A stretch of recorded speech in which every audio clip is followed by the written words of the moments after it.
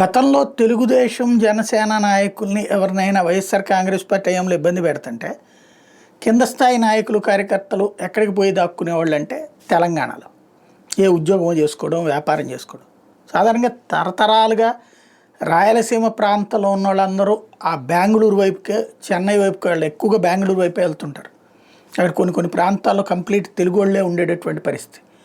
ఏ చివరికి ఆటో నడుపుకున్నా పర్లేదు, కారు నడుపుకున్నా పర్లేదు, ట్రావెల్స్ పడుకున్నా పర్లేదు, అట్లాగే సెటిల్ అయిన వాళ్ళు ఉన్నారు.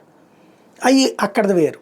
ఇప్పుడు రాష్ట్ర విభజన తర్వాత కొత్తగా జరుగుతున్నది ఏంటి అంటే ఆంధ్ర ప్రాంతానికి సంబంధించిన కోస్తా ప్రాంతం నుంచి సంబంధించినటువంటి వాళ్ళు వీళ్ళందరూ అటు వెళ్ళి ఉండటం లేదు. అంటే కనుక ఇప్పుడు వైసీపీ గవర్నమెంట్ పోయి తెలుగుదేశం గవర్నమెంట్, ఇప్పుడు వైసీపీ వాళ్ళు వెళ్ళి అక్కడ తలదాచుకుంటున్నారు.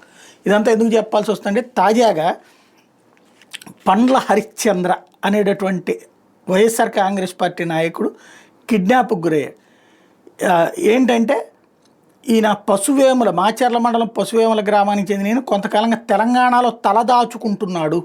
పింఛన్ డబ్బులు తీసుకునేది స్వగ్రామం వస్తుంటే స్వగ్రామానికి చెందిన టీడీపీ నేతలు తెలంగాణ వెళ్ళి అపహరించారని నల్గొండ జిల్లా నాగార్జున సాగర్ హిల్ కాలనీలో మాటు వేసి హరిశ్చంద్రని కిడ్నాప్ చేశారట. ఇది చివరికి పింఛన్ తీసుకునే స్థాయిలో ఉన్నాడు అతను. అట్లాంటి వ్యక్తిని కిడ్నాపులు చేస్తున్నారు. ఏం జరుగుతుందో అర్థం కాని పరిస్థితి.